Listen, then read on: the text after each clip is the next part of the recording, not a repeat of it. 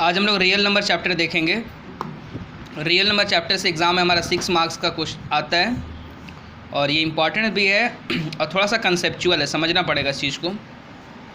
जो बचपन में हम लोग एचसीएफ वगैरह निकालने के लिए सीखे हैं और जो डिवाइड को हम लोग प्रूफ करते हैं, उसी को यहाँ पे थोड़ा सा अलग तरीके से देखेंगे। तो सबसे पहले एक टर्म आता है रियल नंबर चैप्टर, जब पढ़ोगे आप तो उसमें लिखेगा एक लेमा और एक एल्गोरिदम का एक टर्म दिखेगा। तो लेमा क्या है? एक लेमा एक स्टेटमेंट है, यानी कि किसी भी चीज़ को एक प्रूफ करने का स्टेटमेंट है। यानी किसी भी चीज़ को अगर हमको प्रूफ करना है तो स्टेटमेंट के जरिए अगर हम प्रूफ कर रहे हैं तो वो लेमा कहलाएगा। उसी तरीके से एल्गोरिदम क्या होता है? एल्गोरिदम में एक स्टेप्स का वेल डिफाइंड स्टेप्स है, यानी किसी भी चीज़ को स्टेप के जरिए अगर हम प्रूफ कर दे रहे हैं तो हमारा एल्गोरिदम का कंसेप्ट उसमें चला आएगा। और लेमा क्या हो गया कि स्टेटमेंट के जरिए किसी चीज़ को प्रूफ कर रहे हैं, और एल्गोरिदम में स्टेप्स रहेगा हमारा। तो लेमा को देखते हुए उसके बाद एक साइंटिस्ट था यूक्लिड बोल करके, तो यूक्लिड्स डिवीज़न लेमा उसने एक दिया कि कोई भी अगर दो पॉजिटिव इंटीजर्स है for any two given positive integers A and B, और दोनों अगर होल नंबर है और अगर ए को डिवाइड कर रहा है बी, तो वहाँ पे कोसेंट हमारा क्यू होगा और जो रिमाइंडर हमारा आर होगा। यानी कि अगर कोई भी एक नंबर ए है जिसको डिवाइड किया जा रहा है बी से, कोसेंट मान लो क्यू आ गया और रिमाइंडर क्या बचा? आर। तो यूक्लिड डिवीजन लेमा यही बोलता है कि A equal to B Q plus में आर, जो कि बचपन से हम लोग देखते हुए आए हैं कि dividend equal to divisor into quotient plus remainder. ये जो ए है यही तो डिविडेंड है, बी हमारा डिवाइज़र है, ये कोसेंट है और ये रिमाइंडर है। यहीं पे गौर करके समझने का चीज़ है, एक बात यहाँ पे समझो। और यूक्लिड डिवीजन लेमा ये भी बोलता है कि जो रिमाइंडर है हमारा वो ग्रेटर देन इक्वल टू 0 होगा बट लेस देन बी होगा। बी मतलब डिवाइज़र, यानी कि अगर हम सपोज़ 3 का टेबल पढ़ रहे हैं तो जब डिवाइड करेंगे रिमाइंडर 0 बच सकता है, 1 बच सकता है, 2 बचेगा, कभी भी 3 नहीं आ सकता है रिमाइंडर। वही इसका कहने का मतलब है। जो रिमाइंडर होगा हमेशा डिवाइज़र से छोटा होना चाहिए, 0 के बराबर भी हो सकता है और 0 से बड़ा होना चाहिए। अब अगर हम 4 से डिवाइड कर रहे हैं तो रिमाइंडर क्या क्या आ सकता है? 0 आ सकता है, 1 आ सकता है, 2 आ सकता है और 3 आ सकता है। 4 आएगा कभी भी रिमाइंडर? कभी 4 नहीं आ सकता है। तो ये हमारा यूक्लिड डिवीजन लेमा था। 5 से डिवाइड करने पर रिमाइंडर हमारा आ सकता है 0, 1, 2, 3, 4 तक आ सकता है। तो ये चीज़ यही बताया जा रहा है कि रिमाइंडर जो हमारा होगा ना वो 0 से बड़ा या 0 का बराबर और बट डिवाइजर से छोटा होना चाहिए, वो रिमाइंडर है। यही तो यूक्लिड डिवीजन लेमा यही बोल रहा है कि कोई भी इंटीजर मान लो ए और बी है, तो ए को अगर बी से डिवाइड किया जाए तो कोसेंट क्यू आएगा, रिमाइंडर ये हैगा, तो हम लोग इसको ऐसे लिख सकते हैं A equal to B Q plus R. यही हमारा यूक्लिड्स डिवीजन लेमा है, जिसको बचपन में हम लोग सीख चुके हैं ऑलरेडी कि dividend equal to divisor into quotient plus remainder. तो इसी मेथड का यूज़ करके हम लोग एचसीएफ निकालेंगे। अभी हम लोग रियल नंबर में एक एचसीएफ निकालने के लिए देगा कि यूक्लिड डिवीजन लेमा से एचसीएफ निकालो, तो इसी तरीके से हम लोग निकालेंगे। ठीक है, आगे देखते हैं कि किस तरह से यूक्लिड डिवीजन लेमा का यूज़ करके हम लोग। उसके बाद जैसे हम लोगों ने देखा कि एल्गोरिदम क्या एक वेल डिफाइंड स्टेप्स है जहाँ से हम लोग कोई भी प्रॉब्लम को सॉल्व करते हैं। तो जो यूक्लिड डिवीजन एल्गोरिदम है, ये जो तरीका है, इस कंसेप्ट का यूज़ करके हम लोग एचसीएफ फाइंड आउट करेंगे। ठीक है, तो एक क्वेश्चन हम लोग लेते हैं कि using Euclid division algorithm find the HCF of the number 867 and 255। ठीक है, तो कैसे फाइंड आउट करेंगे? सबसे पहले हम लोग उसका एचसीएफ करो, उसके बाद इन दोनों में छोटा कौन है? 255। यहाँ ले लेते हैं 255, फिर 8, 6, 7। इसको आराम से डिवाइड करेंगे। एचसीएफ बचपन में निकालने के लिए सीखे हैं, उस तरह से एचसीएफ निकालेंगे। आराम से एचसीएफ निकालो।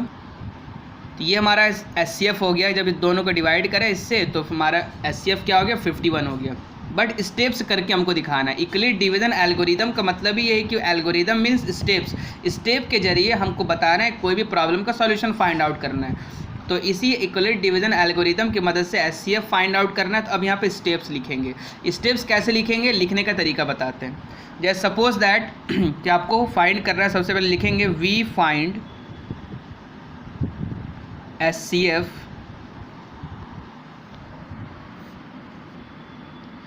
867 और 255 by using the following steps.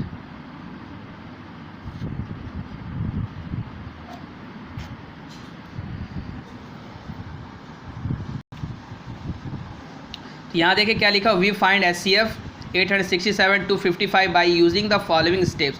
यहाँ पे कुछ स्टेप्स लिखेंगे, अभी कुछ स्टेप लिखेंगे और वो स्टेप्स उस वक्त तक लिखते चले जाएंगे जब तक हमारा रिमाइंडर 0 ना आ जाए। तो देखते हैं कि स्टेप्स किस तरह से लिखा जाएगा।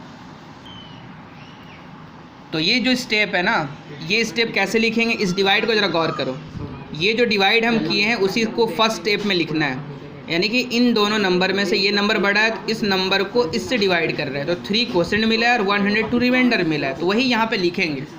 हम लोग जानते हैं यूक्लिड डिवीजन लेमा यही स्टेटमेंट ही है कि सिंस 867 इज़ ग्रेटर देन 255, तो क्या करना पड़ेगा, वी डिवाइड 867 बाई 255।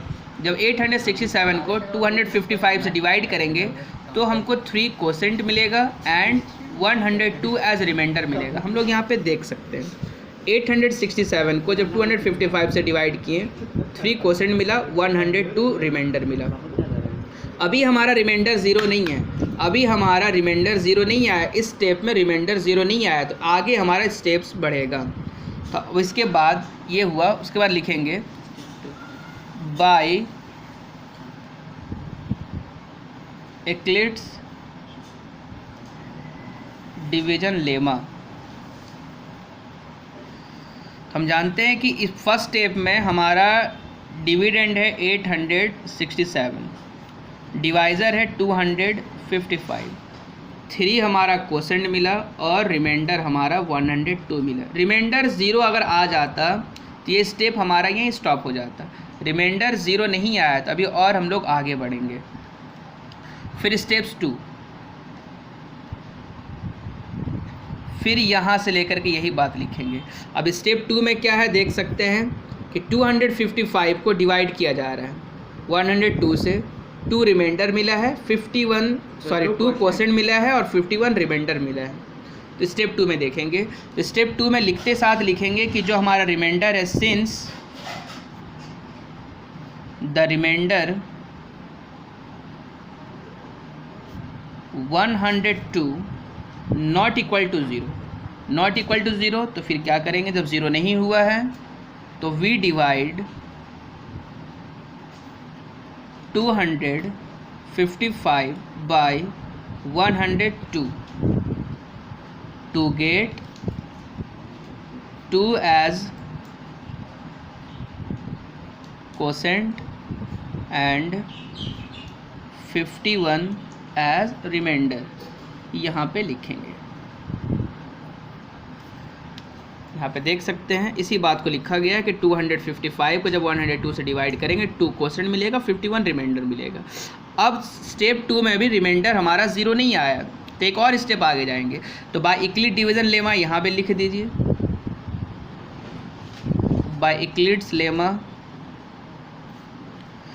इस बार डिविडेंड हमारा क्या है, 255 तो डिवाइड कर रहे, डिवाइजर 102, क्वोशेंट 2 आया है, रिमाइंडर 51 आया। फिर नेक्स्ट स्टेप में लिखेंगे स्टेप 3 में,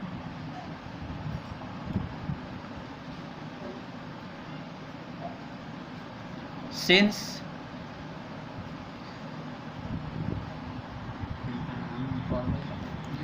यहाँ पे देख सकते हैं कि जब हम लोग अब यहाँ पे रिमाइंडर हमारा 0 आ गया है, जब 102 को 5 से डिवाइड करेंगे तो रिमाइंडर हमारा 0 आ गया है।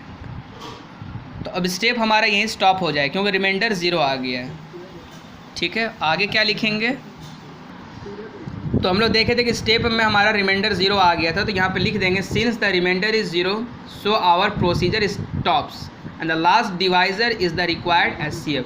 देयरफॉर HCF, इन दोनों नंबर का HCF क्या हो जाएगा, 51। यही हमारा HCF निकालने का तरीका है। कोई भी सवाल में अगर यूक्लिड डिवीजन एल्गोरिथम से अगर बोलेगा कि यूज़ करके HCF निकालो, इस तरह से हम लोग स्टेप लिख करके HCF निकाल लेंगे। ठीक है, और भी इसमें सवाल है, आगे देखेंगे नेक्स्ट वीडियो में।